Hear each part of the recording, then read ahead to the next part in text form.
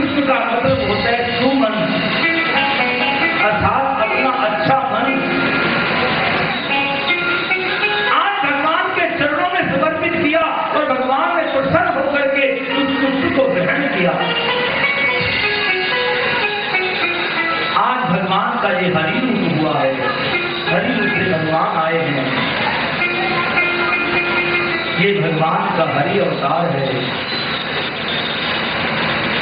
तुरंत भगवान नीचे उतरे, सीढ़ियों पर आए, तो यहां पर संत महात्मा कहते हैं कि भगवान ने जैसे ही गजराज गजेंद्र के पैर को बाहर निकालने के लिए अपने कर कमलों का स्पर्श किया, तुरंत ही गजराज गजेंद्र उस जन्म से मुक्त होकर के दिव्य देह धारण कर ली और भगवान को प्रणाम करके भगवान के हाथ में चला। आज ग्रह का भी उद्धार हो गया और गजराज गजेंद्र का भी उद्धार हो गया। पृथ्वी महाराज ने पूछा, भगवान हे सुखदेव गोस्वामी जी, ये दोनों पिछले जन्म में कौन थे, ये तो मुझको बताइए। सुखदेव जी कहते हैं, पृथ्वी जो ग्रह है ये पिछले जन्म में गंधर्वों का राजा हुलू था। इसने एक बार संत देवऋषि के चरणों में अपराध किया। संत देवऋषि नदी में स्नान करने जा रहे थे, इसको मजाक करने की सोची और ये उस नदी के बीच में घुस गया और जाकर के इसने संत के चरणों को पकड़ना शुरू किया।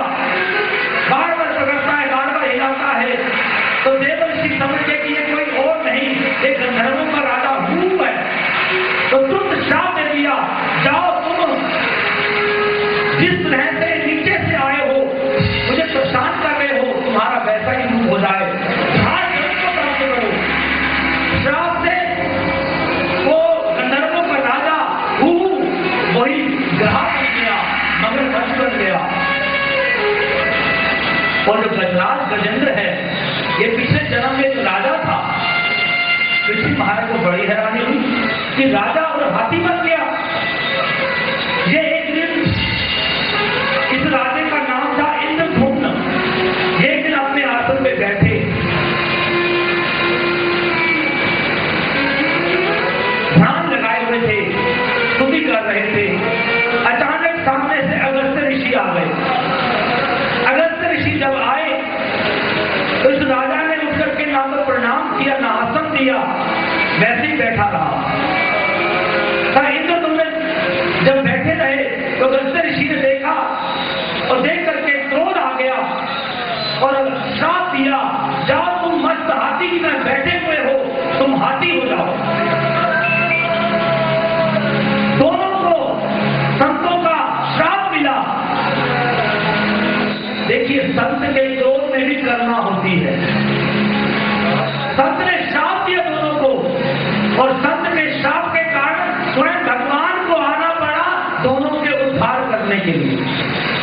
यानी कि संत के क्रोध में भी करुणा है, संत के कारण भगवान आए दोनों को मुक्त करने के लिए। यहाँ पर समुद्र मंथन होगा और समुद्र मंथन से अमृत निकलेगा। तो सारे जैसे आपस में सलाह करने लगे कि अमृत निकलेगा तो क्यों ना हम अमृत देंगे, हम देवताओं को नहीं देंगे। लेकिन कैसे मंथन होगा? भगवान ने देवताओं को बताया कि मंदराचल पर्वत को लेकर के आओ और वासुकी नाग को रस्सी बनाओ। तो सारे देवता और देवते मिलकर के मंदराचल पर्वत को लेने के लिए गए। तो मंदराचल पर्वत जब लेकर के आ रहे हैं तो मंदराचल पर्वत उनके ऊपर गिर गया। तो कितने असुर कितने देवता मर गए। लेकिन भगवान ने ये देखा और भगवान वहां पे प्रकट हुए तो आकर के वो मंदराचल पर्वत हटाया और अपनी दृष्टि डाली। सारे देवता और असुर जीवित हो गए। तब भगवान ने एक पत्थर की वहां पे, छोटे पत्थर की वहां पे उस मंदराचल पर्वत को उठाया और गरुड़ की पीठ पर रख दिया और सारे दैत्यों देवताओं को लेकर के भगवान गरुड़ी में सवार होकर के क्षीर सागर में आए और वहां पर मंदराचल पर्वत को विराजित किया। और भगवान ने ऐसी लीला रची कि वासुकी नाग के मुख की ओर दैत्य आ गए और पूछ की ओर देवता आ गए। अब मंथन प्रारंभ हुआ।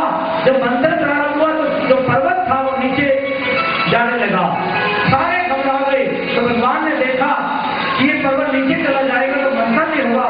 भगवान ने तुरंत क्या किया, कच्छप धारण कर लिया। कच्छप अवतार की भगवान तुरंत धारण करके पर्वत के नीचे आ गए और पर्वत को अपनी पीठ पर धारण कर लिया। इतना भारी पर्वत भगवान ने अपनी पीठ पर धारण कर लिया। और जब देवता जैसे मंथन करने लगे तो पर्वत ऐसे हिलने लगा। तो कहते भगवान से कच्छप धारण करके आए हैं। भगवान को नींद आने लगी।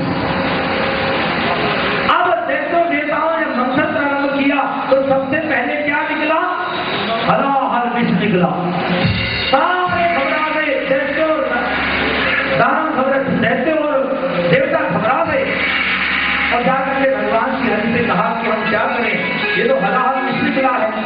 तो भगवान ने कहा कि इसको मैं पान करता नहीं, अगर कोई निष्पान करता है तो शिव जी महाराज करते हैं, आप शिव जी के पास जाओ। सारे गए शिव जी के पास, जाके प्रार्थना की महाराज हम सबका संकट दूर करो।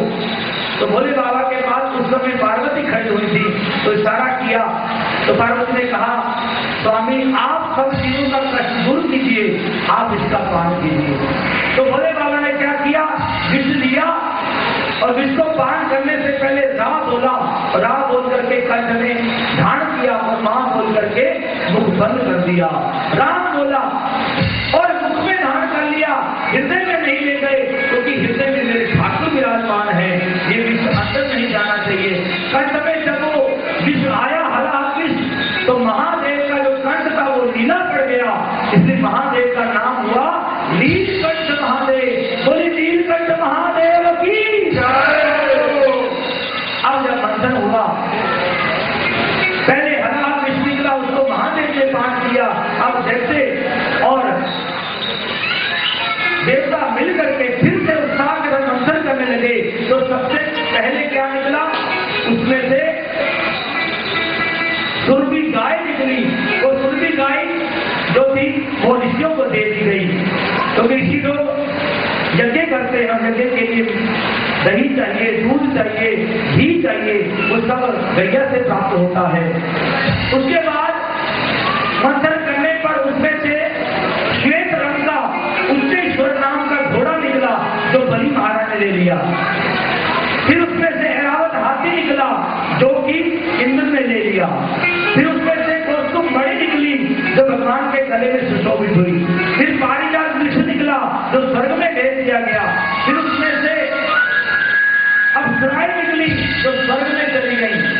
इसके बाद सुदेव जी कहते राजन, फिर उसमें से क्या निकला, विदुर सोदा मणि यथा, साथ लक्ष्मी जी का प्रकट हुआ। जब लक्ष्मी जी आई सारे दैत्य और देवता मिलकर के लक्ष्मी की ओर दौड़े। सारे लक्ष्मी को प्राप्त करना चाहते हैं, लेकिन लक्ष्मी ने अपनी वरमाला नारायण के चरणों में डाली और बड़ी सुंदर जोड़ी हुई।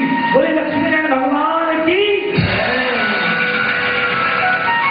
उसके बाद लक्ष्मी धनवंतरी जो है आयुर्वेद के प्रवर्तक धनवंतरी अमृत कलश लेकर के बाहर आए तो तुरंत दैत्य ने क्या किया, वो कलश छीन लिया और दौड़े। सारे देवता घबरा गए। जब देवता घबराए तो भगवान के पास गए तो भगवान ने कहा धीरज रखो, तुमको जरूर अमृत मिलेगा। भगवान ने क्या किया, तुरंत अपना एक सुंदर रूप धारण किया। किसका रूप, मोहिनी रूप धारण किया। बोले मोहिनी भगवान की। भगवान मोहिनी रूप धारण करके देवताओं के सामने आ गए। जैसे देखा कितनी सुंदर स्त्री है, इतना आकर्षण कर रही है। सारे दैत्य उसको देख करके आकर्षित हो गए। भगवान ने अपनी ऐसी माया फैलाई और मोहिनी को देख करके उसके पास गए दैत्य। तो मोहिनी कहती है अरे क्यों लड़ रहे हो, क्या बात है। तो दैत्य कहते हैं हे मोहिनी, ये अमृत का कलश है, तुम इसको ले लो और इसका विभाग कर दो। इतने आकर्षित हैं। और मोहिनी कहती है दैत्यो, मुझ जैसी इसी पर तुम विश्वास करोगे? हाँ हाँ, हम तो विश्वास करेंगे, तुम जैसे बांटोगी बिल्कुल ठीक बांटोगी। तो मोहनी भगवान कहते हैं जैसे हो, ये कलश कहाँ से आया है? जैसे समुद्र से आया है। अच्छा, कभी तो इसके ऊपर कोई कपड़ा भी नहीं है, कोई ढका हुआ भी नहीं है, तो देखो ऊपर में जो है ना पानी की बहुत सारी परत आ गई है। तो मैं ऐसे करती हूँ, पानी के ऊपर वाली जो पूरी परत है वो देवताओं को बांट देती हूँ, और नीचे का जो अमृत, हाँ अमृत, लेकिन मोहनी ने ऐसा कहा था तो अमृत बांटना शुरू किया। अंजलि भर करके मोहनी भगवान सबको अमृत बांट रहे हैं, लेकिन उसकी दैत्यों में एक दैत्य था राहु। उसने देखा, अरे ऐसा ना हो सारा अमृत खत्म, ये देवता नहीं ये दैत्य है।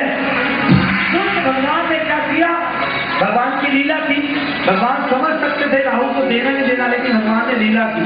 तो भगवान ने सुदर्शन चक्र को आदेश दिया और उस राहु का 2 हिस्से हो गए। सुदर्शन चक्र से 2 हिस्से बने, राहु और केतु। जब ये सूर्य के सामने आते हैं तो सूर्य ग्रहण लगता है, जब चंद्रमा के सामने आते हैं तो चंद्र ग्रहण लगता है। इस प्रकार से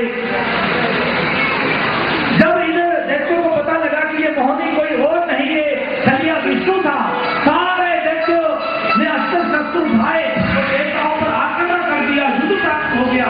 12